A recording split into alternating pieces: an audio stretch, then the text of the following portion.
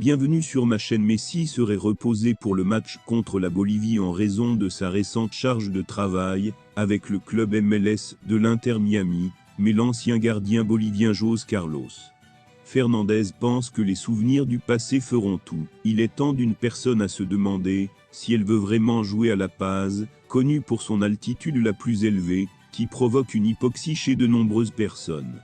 Avant de continuer, prends le temps de souscrire et appuyer sur la touche de notification pour les futures vidéos. Fernandez a déclaré à des Sport Radio en réponse aux questions sur l'implication potentielle de Messi: si vous me le demandez, je préférerais qu'il joue. Les deux pires matchs de son histoire en tant que joueur ont eu lieu. J'ai joué dans la ville de La Paz, je l'ai vu souffrir, l'altitude le tuait mentalement. Messi faisait partie de l'équipe d'Argentine qui a perdu 6-1 contre la Bolivie en 2009 sous Diego Maradona.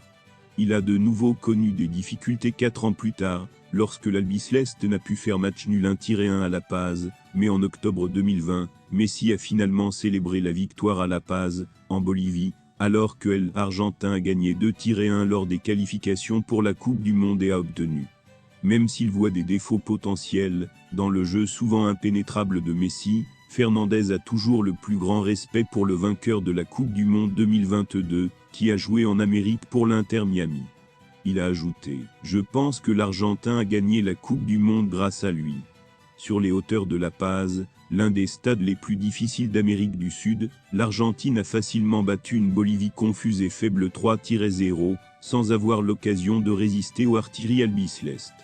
Sur les hauteurs de La Paz, l'un des stades les plus difficiles à jouer d'Amérique du Sud, l'Argentine a battu en toute confiance une Bolivie confuse et faible sans pouvoir rien faire contre les autres.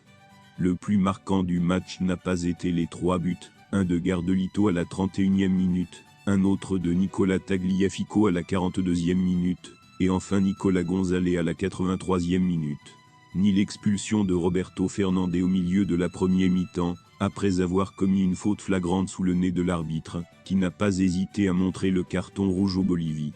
En réalité, ce qui a le plus retenu l'attention de tout le match a été l'absence de Lionel Messi, et plus encore la facilité avec laquelle le champion du monde a battu la Verde, dans sa propre maison, entouré de son propre peuple. L'Argentine a été robuste, tactique et infatigable, jouant mieux que contre l'Équateur, même si cette perception correspond peut-être au fait que la Bolivie a joué moins bien que la Tri. Cependant, une autre chose à noter du match: la brutalité avec laquelle le Brésil a démoli le mets bolivien, 5-1, n'avait rien à voir avec l'Argentin 2-0, une équipe qui, après avoir contrôlé le match, avait tendance à se détendre et à baisser le rythme.